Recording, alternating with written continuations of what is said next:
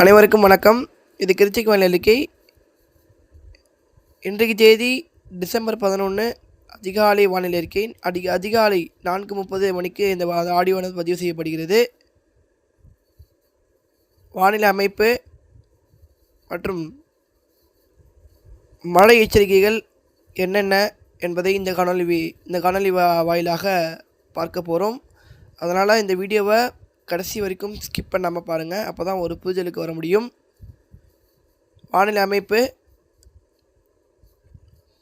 இலங்கைக்கு கிழக்கே ஆழ்ந்த காற்றழுத்த தாழ்வு பகுதியாக தீவிரமடைந்து விட்டது. இலங்கைக்கு கிழக்கே கிட்டத்தட்ட 230 கிலோமீட்டர் தொலைவில் நிலை கொண்டிருக்கிறது. இது மேலும் மேற்கு நோக்கி நகர்ந்து இலங்கையை ஒட்டி வந்து வட இலங்கை மற்றும் டெல்டா மாவட்டங்களின் தெற்கு பகுதி, அதாவது பாக்தியலசந்தி பகுதிகளில் இது கரையை கடக்க வாய்ப்புகள் இருக்கிறது. தற்போதைய மாதிரியின் கணிப்பின் அடிப்படையில் பார்க்கும் பொழுது பாக்தியலசந்தி பகுதிகள் கரையை கடந்து மன்னார் வழியாக குமரிக்கடல் செல்லும் என்று மாதிரிகளின் கணிப்பை தற்போது வெளியிட்டுள்ளது. இந்த நிகழ்வின் காரணமாக மழைப்பொழிவு தமிழ்நாட்டில் எப்படி அமையும் என்பதை முதல்ல பார்ப்போம். இன்றைய மழைப்பொழிவை பொறுத்த வரைக்கும் டெல்டா மாவட்டங்களில் இன்று காலை, அதாவது அதிகாலை, நம்ம எதிர்பார்த்தது அதிகாலை நேரங்களில் இன்னும் சரிவர மழைப்பொழிவு தொடங்கவில்லை, சற்று தாமதம் அடைகிறது. பெரும்பாலும் இன்று காலைக்குள் டெல்டா மாவட்டங்களில் மழைப்பொழிவு தொடங்கக்கூடும் என்று எதிர்பார்க்கப்படுகிறது. குறிப்பாக நாகப்பட்டினம், காரைக்கால், மயிலாடுதுறை, திருவாரூர் இந்த பகுதிகளில் மழைப்பொழிவை முதல்ல தொடக்கி பிறகு கடலூர், விழுப்புரம், புதுச்சேரி பகுதிகளில் மழைப்பொழிவை தொடக்கக்கூடும் என்று எதிர்பார்க்கப்படுகிறது. பிறகு மத்திய நேரங்களில் வடகடலோர மாவட்டங்களிலுமே சென்னை, திருவள்ளூர், செங்கல்பட்டு, அதே போல் விழுப்புரம் இந்த பகுதிகளிலும் மத்திய நேரங்களில் மழைப்பொழிவை தொடக்கக்கூடும். இன்று மற்றும் நாளை, அதாவது தொடங்கிய பிறகு பார்த்திங்கன்னா ஒரு மாலைக்கு பிறகு இன்று இரவு, நள்ளிரவு, அதிகாலை நேரங்களில், அதே போல் நாளை காலை வரைக்கும் இந்த நேரங்களில் பார்த்திங்கன்னா சற்று மழைப்பொழிவு தீவிரத்தன்மை என்பது டெல்டா மாவட்டங்களில் அதிகமாக இருக்கும். குறிப்பாக பார்த்திங்கன்னா நாகப்பட்டினம் முதல் புதுச்சேரி இடைப்பட்ட அந்த கடலோர பகுதிகளில் அந்த தீவிரத்தன்மை என்பது அதிகமாக இருக்கும்.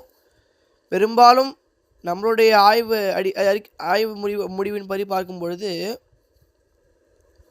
நாகப்பட்டினம் முதல் புதுச்சேரி இடைப்பட்ட பகுதியில் மிக கனமழைக்கான வாய்ப்புகளும், ஓரிரு இடங்களில் அதிக கனமழைக்கான வாய்ப்புகளும் உள்ளது. அதிக கனமழை என்பது நீங்கள் அச்சப்பட தேவையில்லை. பெரும்பாலும் பார்த்திங்கன்னா ஒரு 30 சென்டிமீட்டர் மேலே பதிவாவதற்கான வாய்ப்புகள் என்பது தெரிகிறது. டெல்டா மாவட்டங்களில் பெரும்பாலும் பரவலாக கனமழையும், ஆங்காங்கே மிக கனமழையும், ஓரிரு இடங்களில் அதிக கனமழைக்கான வாய்ப்புகள் இருக்குது. நாகப்பட்டினம் முதல் புதுச்சேரி இடைப்பட்ட அந்த கடலோர பகுதிகளில், அதாவது இன்று மாலைக்கு பிறகு, இன்று இரவு, நள்ளிரவு, அதிகாலை நேரங்களில், நாளை அதிகாலை, காலை நேரங்களில், இந்த இடைப்பட்ட நேரங்களில் மிக கனமழை முதல் அதிக கனமழைக்கான வாய்ப்புகள் தெரிகிறது டெல்டா மாவட்டங்களில். அதே நேரங்களில் வடகடலோர மாவட்டங்களான சென்னை, திருவள்ளூர், செங்கல்பட்டு மாவட்டங்களில் மாலையிலிருந்து மழைப்பொழிவு படிப்படியாக அதிகரிக்கக்கூடும். அதாவது தொடங்கின உடனே தீவிரமடையாது, படிப்படியாக இன்று மாலைக்கு பிறகு மழைப்பொழிவு தீவிரமடைந்து கனமழை முதல் மிக கனமழைக்கான வாய்ப்புகள் வடகடலோர மாவட்டங்களில் இருக்கும். பெரும்பாலும் பரவலாக கனமழை என்பது இருக்கும். சென்னை முதல் செங்கல்பட்டு, அதாவது சென்னை, திருவள்ளூர், செங்கல்பட்டு மாவட்டங்களில் இருக்கும். அதே போல் விழுப்புரத்திலையும் இந்த மழைப்பொழிவு இருக்கும். நாளைய மழைப்பொழிவை பொறுத்த வரைக்கும் டெல்டா மாவட்டங்களில் தீவிரமடையும் அதே நேரத்தில் உள் மாவட்டங்களுக்கும் மழைப்பொழிவு எட்டி பிடிக்கும். குறிப்பாக பார்த்திங்கன்னா விழுப்புரத்தின் மேற்கு பகுதி, கள்ளக்குறிச்சி, திருவண்ணாமலை, வேலூர், திருப்பத்தூர், திருவண்ணாமலை, அதே போல் பார்த்திங்கன்னா அரியலூர், பெரம்பலூர், கடலூரின் மேற்கு பகுதி, அதே போல் தஞ்சாவூரின் மேற்கு பகுதி, திருச்சியின் வடக்கு பகுதி, அதே போல் பார்த்திங்கன்னா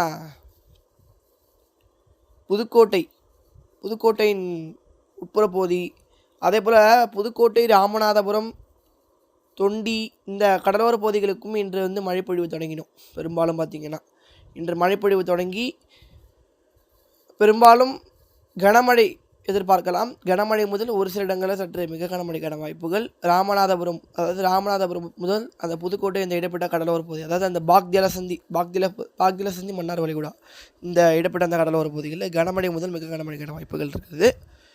அதே போல் தூத்துக்குடி, திருநெல்வேலி, கன்னியாகுமரி மாவட்டங்களிலுமே மிதமான மழை முதல் சற்று கனமழையும் கனமழைக்கான வாய்ப்புகளும் தென்கடலோர மாவட்டங்கள் இருக்கும்.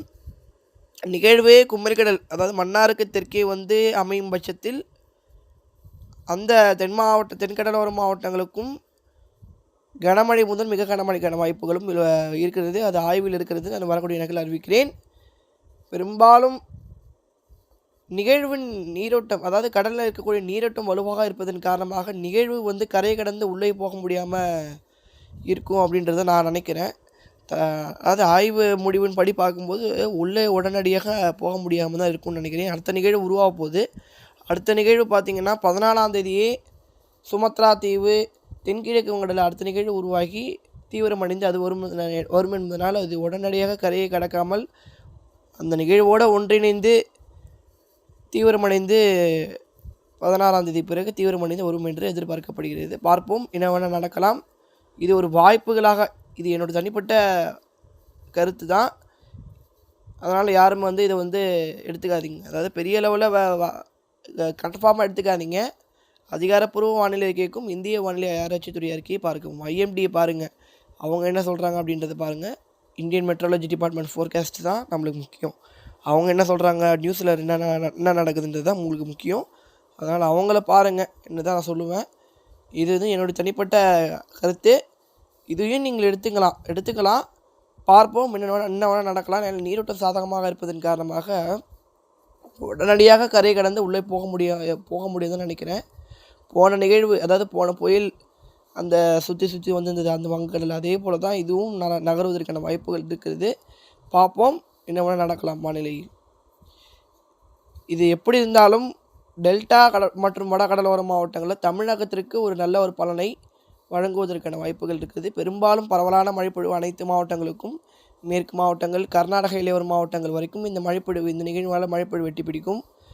அதே போல் மேற்கு மாவட்டங்கள், மேற்கு உள் மாவட்டங்கள், அதே போல் பார்த்திங்கன்னா மத்திய உள் மாவட்டங்கள், தென் உள் மாவட்டங்களில் பெரும்பாலும் மழைப்பொழிவு வெட்டி பிடித்து இந்த நிகழ்வினால் நல்ல ஒரு மழைப்பொழிவை அனைத்து மாவட்டங்களுக்கும் ஒரு மிதமான மழை, லேசான மழை முதல் மிதமான மழைப்பொழிவு பரவலாக அனைத்து மாவட்டங்களுக்கும் இந்த நிகழ்வினால் மழைப்பொழிவை எட்டி பிடிக்கும் என்று எதிர்பார்க்கப்படுகிறது.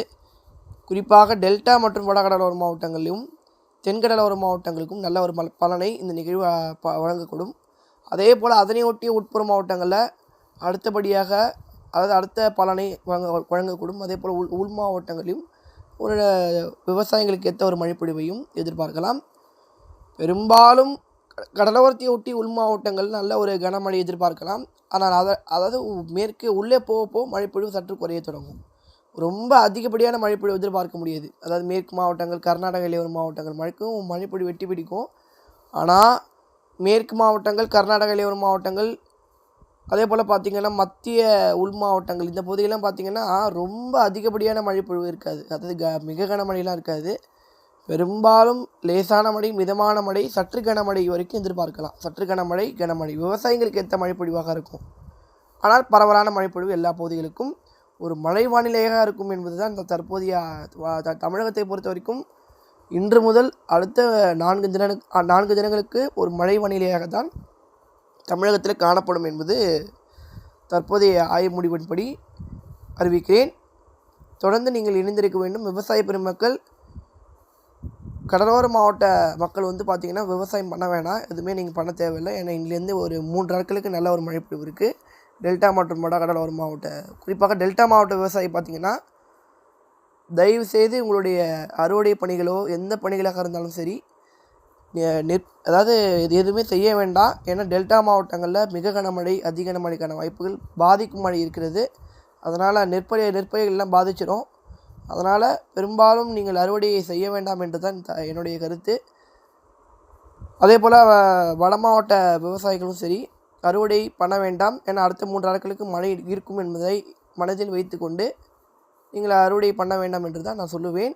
அதற்கு பிறகு நீங்கள் பண்ணிவிட்டு அப்புறம் நஷ்டம் அடைஞ்சிட்டு சொல்லக்கூடாது. அதுதான் சொல்கிறேன் நான். பண்ண வேண்டாம், வட மாவட்டம் டெல்டா மாவட்ட விவசாயிகள் பண்ண வேண்டாம், அறுவடை பண்ண வேண்டாம், விவசாயம் பண்ண வேண்டாம் என்று தான் சொல்லுவேன். அடுத்த 3 நாட்களுக்கு மழை முடிந்த பிறகு நானே அறிவிக்கிறேன் எப்போது இடைவெளி கிடைக்கும் என்பது. பெரும்பாலும் இடைவெளி என்பது அடுத்த ஒரு 10 நாட்களுக்கு இருக்காதுன்னு நினைக்கிறேன். இன்று முதல் அடுத்த ஒரு 10 நாட்களுக்கு இடைவெளி இருக்காதுன்னு நினைக்கிறேன். அதை நம்ம தொடர்ந்து வரக்கூடிய நாட்களில் அறிவிக்கிறேன்.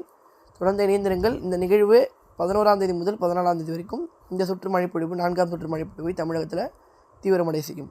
தொடர்ந்து இணைந்திருங்கள். நன்றி, வணக்கம்.